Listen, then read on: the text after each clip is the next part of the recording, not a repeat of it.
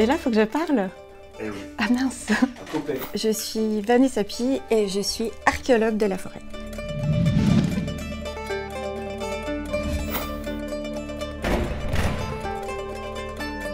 Action. Alors, mon travail consiste à retrouver les traces des activités humaines, qui sont très souvent dissimulées sous le couvert forestier actuel.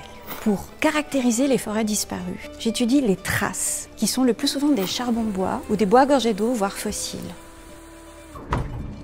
Mes recherches actuelles s'intéressent aux vieilles forêts, qui sont souvent considérées comme vierges ou primaires, c'est-à-dire inexploitées depuis la fin de la dernière glaciation. Ces forêts dominaient l'Europe tempérée il y a environ 7000 ans, au moment du maximum forestier.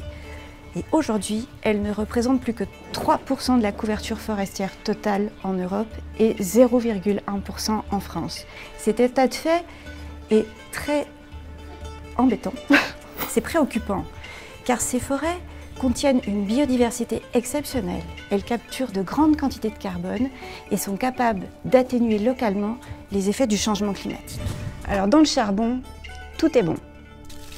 Déjà, il a la capacité à se conserver pendant plusieurs millénaires et à garder sa structure anatomique, ce qui nous permet, à partir de l'analyse microscopique de ces structures, de retrouver les essences qui composaient les forêts du passé. Et même, on peut reconstituer les pratiques des sociétés qui les ont exploitées. Alors, les principales découvertes que nous avons faites, c'est que ces forêts qu'on croyait intactes n'ont pas été épargnées par les activités humaines. Et les plus anciennes traces remontent à l'âge du bronze ancien, c'est-à-dire il y a environ 4000 ans. Les activités humaines, les prélèvements pour le bois, ont modifié la structure, la composition de ces forêts. Et certaines essences qu'on devrait retrouver en abondance, comme l'if dans les très sapinières, ont totalement disparu. Ces recherches sur les forêts du passé visent à informer la gestion actuelle pour les forêts du futur.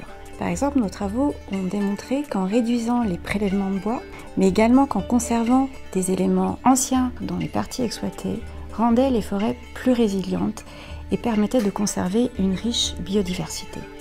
Je fais ce métier parce qu'il me permet d'allier mon goût pour la forêt et mon insatiable désir de connaître.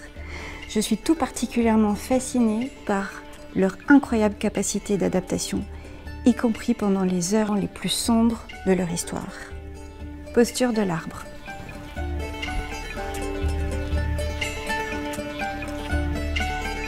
Couper.